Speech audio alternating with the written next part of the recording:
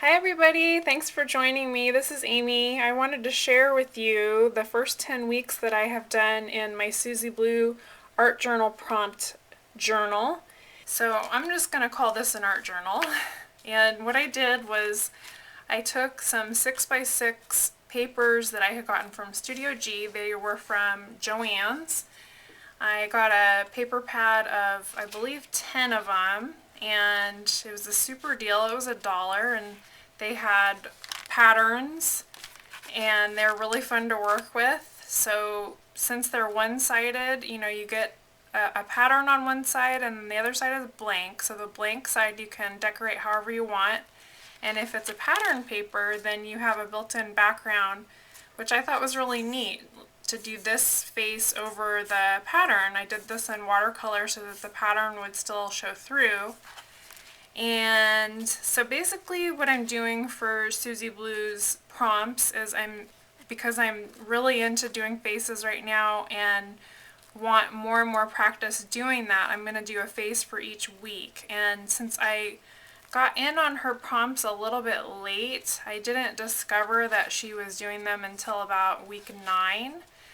I have some catching up to do because now she's in week 13, and each week she has a prompt with like a keyword. And it's all about planning and personal growth, and then she usually includes an inspiring quote, and so that's what I did for each of these pages.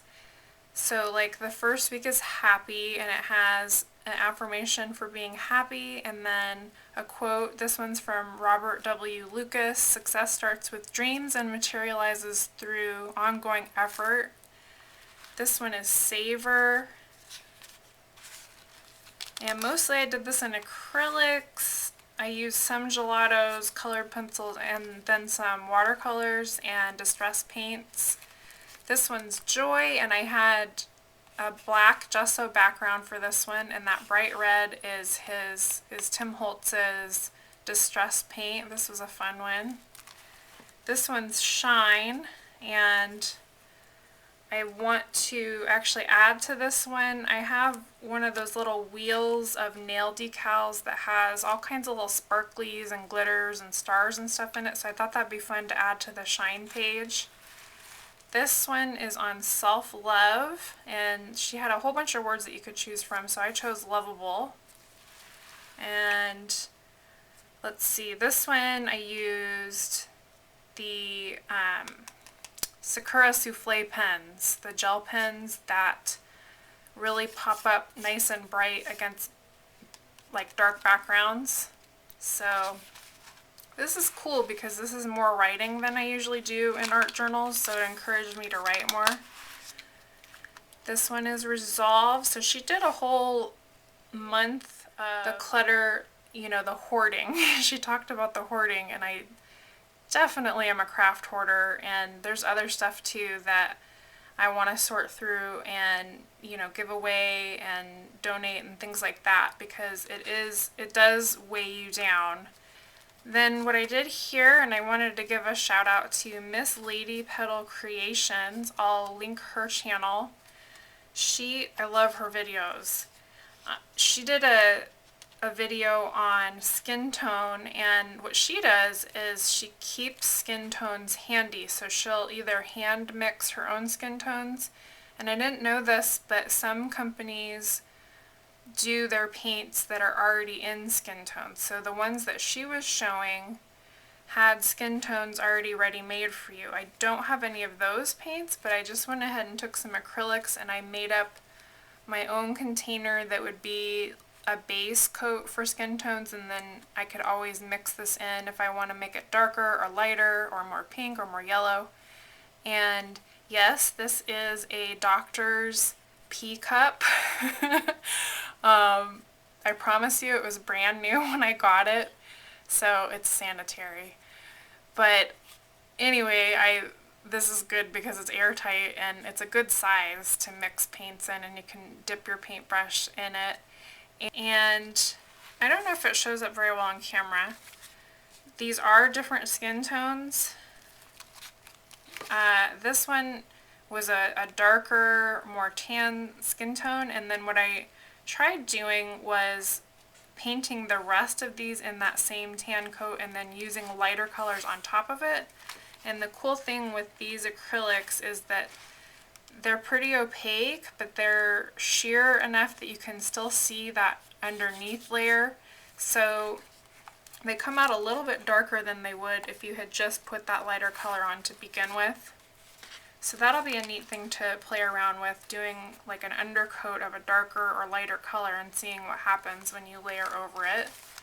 And then this one is just this color. So this is a very light color, but I think it makes a really nice starting color, and then you can start adding your shadows and highlights and things.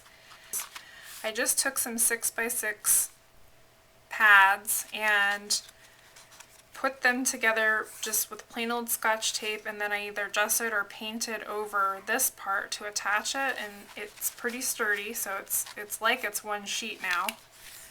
And that is great too for jelly printing. If you have the 6x6 jelly plate like I do, this is the exact size of that. So if you just wanted to do a quick background, jelly print it and just slap it down, you've already got the perfect size ready for that.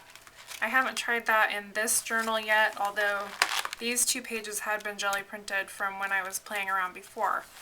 And then as far as binding goes, when I originally made this, I had showed you guys the brads, and the brads didn't actually go all the way through. I think they'd be better for smaller projects.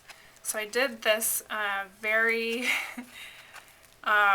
amateur looking lace job on this. I like how the lace itself turned out. It was just white lace that I went ahead and distress stained over with I'm telling you, if I find a local class that's doing journal binding or book binding, I'm going to take it, because I think I've learned so much better, you know, with people, and they can show me and I can actually do it in person with the instructor, because, you know, some of us just learn better that way.